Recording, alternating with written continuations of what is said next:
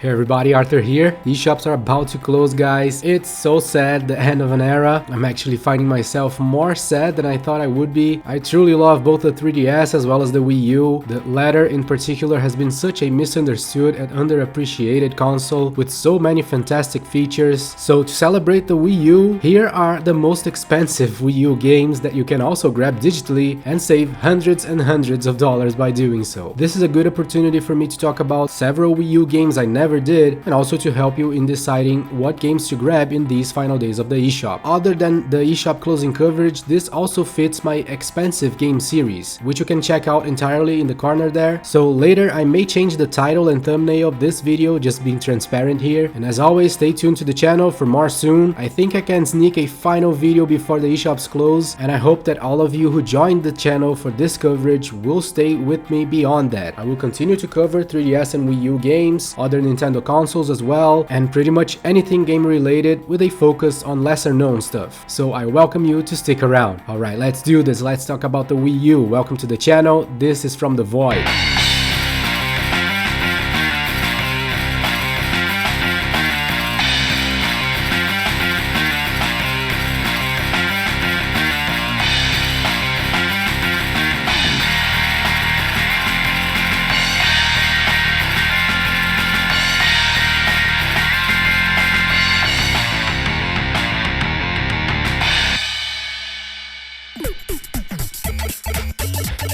Okay, as with the last video, I will order the games by increasing difference between digital and physical. So this first one is just a few bucks to be saved. I just really wanted to feature this game here. We're talking about the NES Remix Pack.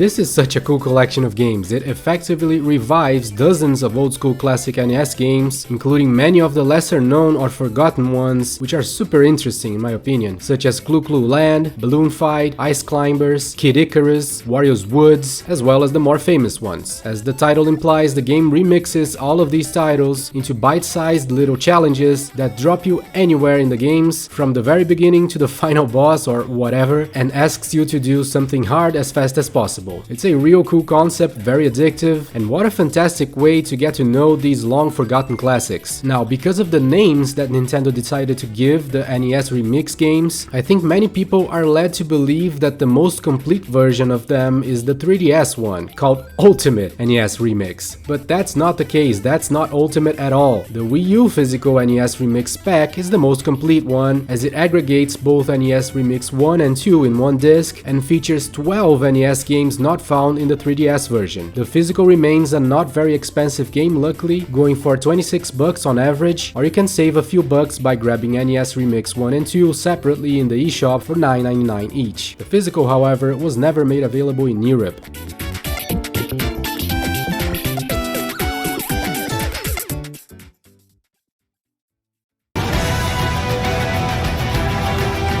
This next one saw the price of the physical surpass the digital in the last few weeks. Xenoblade Chronicles X.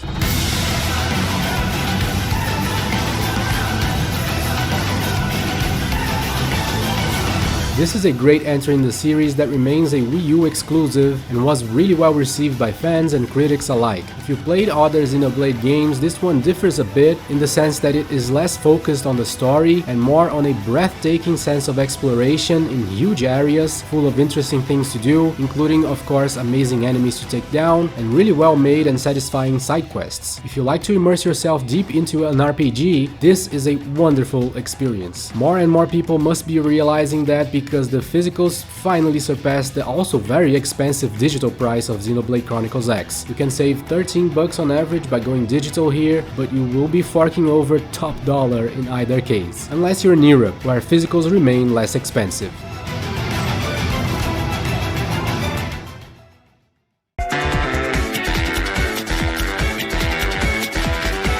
Next is the colorful platformer Runbow. This is a great side-scroller platformer with both single and multiplayer appeal and excellent level design and challenge. This game also counts with some pretty meaningful DLC, adding new characters and a whole new campaign. Both the Wii U and the new 3DS versions are receiving hefty 80% discounts, going for mere $2.99 right now, which is an excellent price for this game and makes the digital much cheaper than a physical, even though it's not an expensive game either way. This is also on Switch and several other platforms, already including the DLC, so you may want to grab it elsewhere.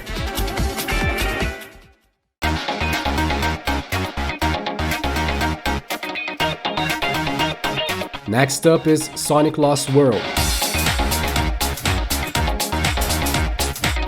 This is not among the best Sonic games, but far from the worst too. There are 3D stages inspired on Super Mario Galaxy stages, I guess, which are kinda cool, while most stages are 2D and those are not as good. I believe though a big Sonic fan should easily find enjoyment here, while newcomers should probably play some other games first. There is also a 3DS version of this game, but the Wii U one is seen as the superior one. There is also DLCs to grab for free, adding a Yoshi stage and a Zelda stage, which are amusing for sure, so make sure to grab those. There is also a hidden DLC stage locked behind a special edition of the physical called Deadly 6. Check out the video in the corner where I explain that if you're interested, and you can save close to $20 by grabbing the game digitally for $19.99.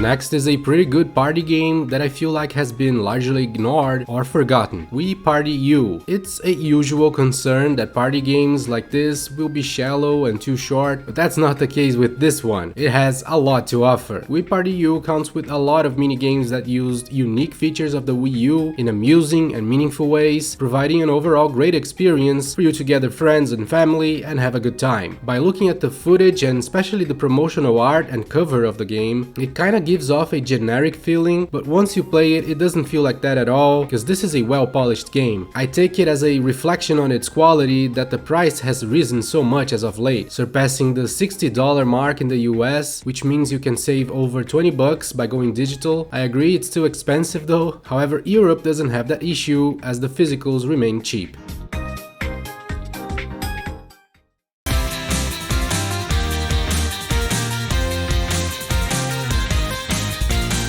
Following up with DuckTales Remastered. This is a must-have in my opinion. It's pretty much the same genius platforming gameplay from the NES or Game Boy originals, but with beautiful new graphics, voiceover from the original animated series cast, reworked soundtrack, and several extra stuff to unlock. Seriously great game here that probably due to licensing issues remains locked to the Wii U generation. So the Wii U version is a great pick for this game, especially now that it's going for mere $2.99, the lowest price ever, beating the physical by over $25.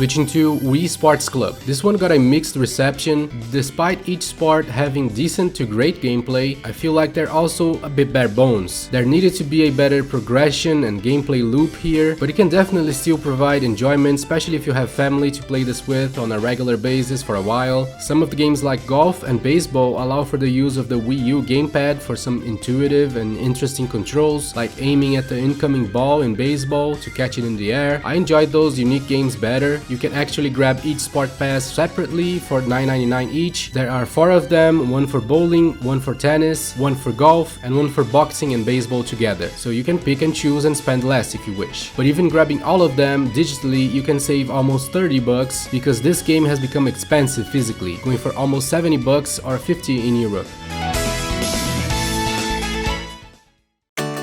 Okay, the differences now start getting real interesting, and this next game needs no introduction, The Legend of Zelda: The Wind Waker HD.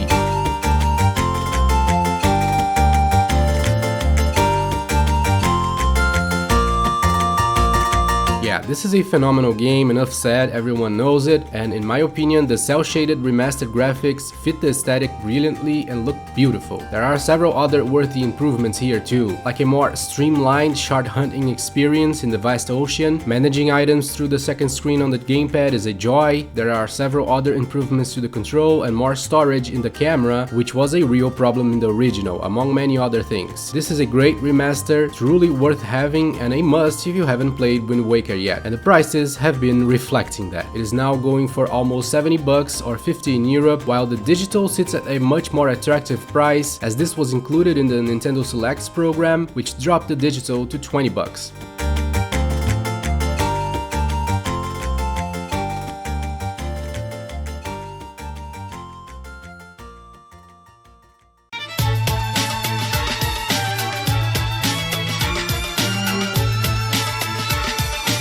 Moving on to Shantae Half-Genie Hero.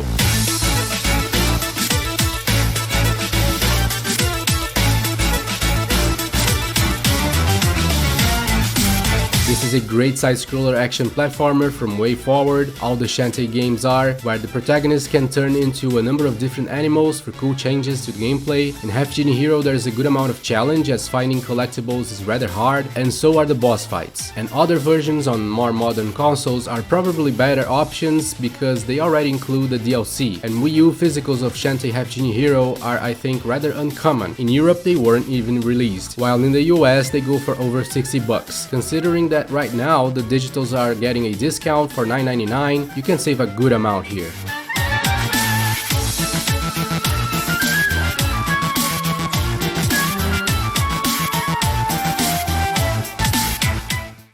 Next is Shakedown Hawaii.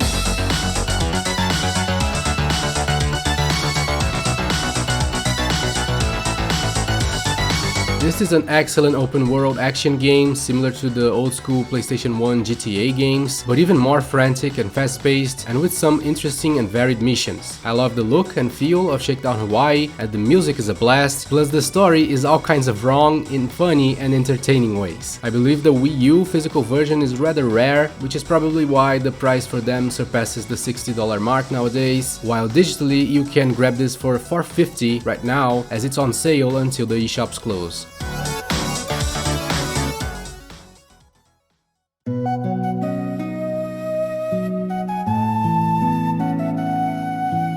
Moving on to another Zelda game that needs no introduction, and this has spiked in price a lot recently. The Legend of Zelda Twilight Princess HD. This would be another total waste of time to explain how great of a game this is. It may not be most people's favorite Zelda, but it's one of the moodiest, most haunting and alluring games of the series. I love it. And the HD remaster improves it even more by making great use of the gamepad, where you can see the map and transform into Wolf Link faster, meaningful quality of life improvements such as new items to reduce the grind of the Pole Soul side quest. The wallet is capable of holding more rupees. There's a whole new hero mode with mirrored dungeons and a more difficult challenge, and a lot more. So if you haven't played Twilight Princess, this is the go-to version for sure. Lots of people surely have realized that, to the point where this game has now surpassed the $100 mark. And I'm not even talking about the Amiibo Bundle edition with Wolf Link. That one is close to 150 bucks now. So it may be a much better idea to grab it digitally for $29.99 while you still can.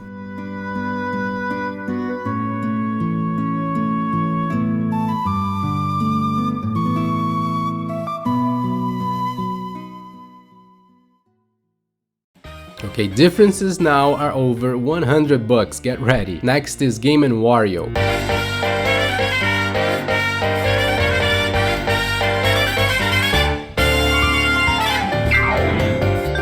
This one got a mixed reception, with some giving it 8s and some like IGN giving it a harsh 5.1, but I am much more inclined to go with the higher notes. Despite the name, this is a WarioWare game, but it has longer minigames, breaking the mold from the micro game staple of the franchise. And it's a nice change of pace in my opinion, with several minigames using the Wii U's gamepad in clever ways. You may use it like a bow, then suddenly hold it like a shield or like a camera, tilt the system to control direction, and much more. I really enjoyed this. To me, this is no less than a 7.5, and I bet a lot of people are realizing that Game & Wario is an underrated title because the physicals are going for crazy $135 in the US now. When I covered this less than a year ago, it was going for $80. So the digital version for $29.99 is looking much more attractive right now, so grab it while you can, cause this game is not escaping the Wii U ever, I don't think.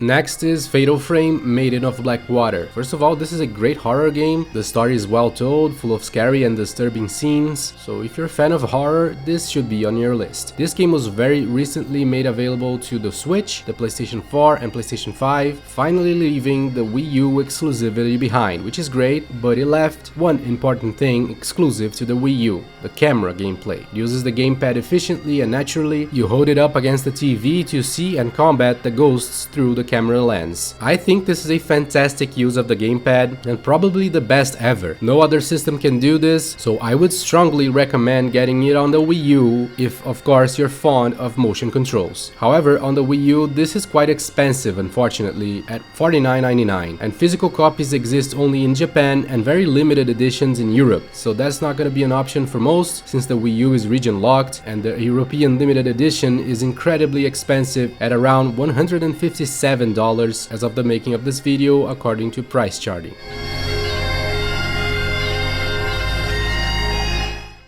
Next is one of the best non-Metroid Metroidvanias ever made, Axiom Verge.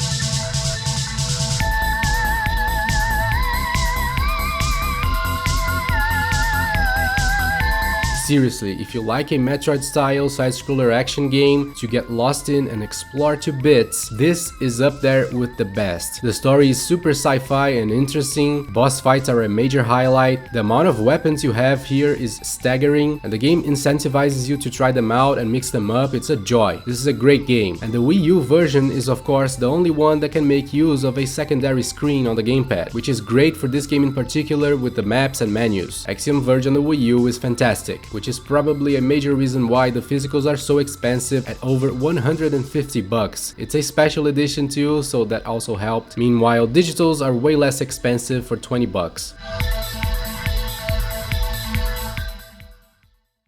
Next is the Book of Unwritten Tales 2. This is a decently well-received classic point-and-click adventure game, old-school PC style, which is a shrinking genre I feel like, but I'm still fond of those, so I'm actually intrigued to try this one out. It apparently presents great puzzle challenges, a good amount of humor, and an enjoyable adventure with nostalgic inclination. This must have been a very low print physically because it's going for over $250 right now. In Europe it's close to $60, while digitals are $20.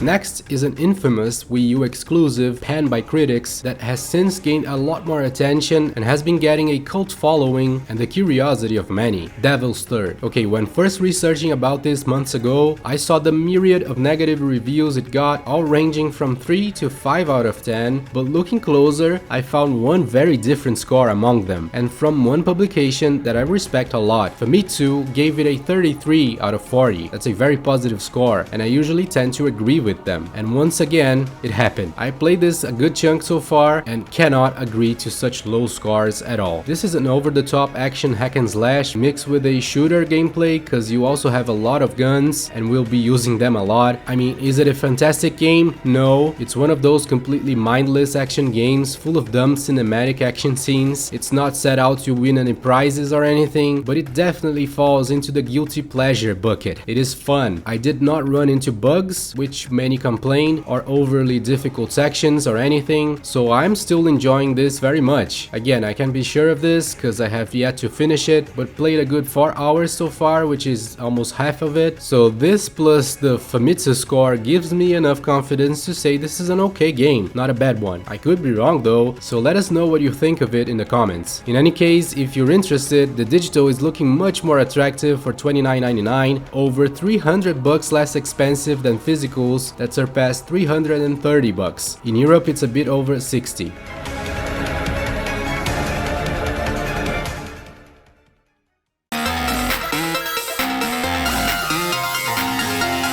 And And to close things off, just a curiosity, the most expensive game is always some dumb thing that most people are never going to care for. I'll explain that in a second. This is Wii U exclusive Pokemon Runbow U.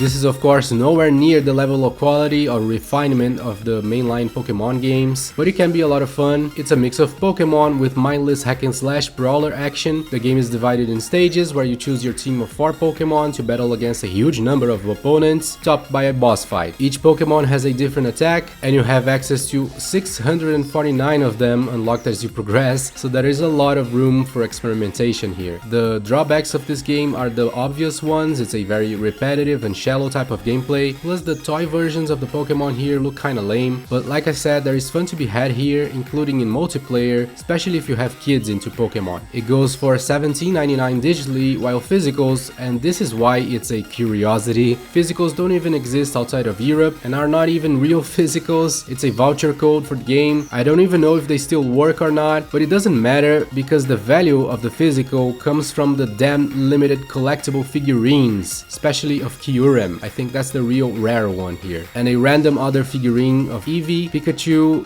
Genesect, Victini, or Deoxys, which I bet some of those are also very valuable. But how valuable? Well, according to crazy Pokemon fans, $1,469 worth of value. So yeah, that's a real expensive couple of figurines here, let me tell you.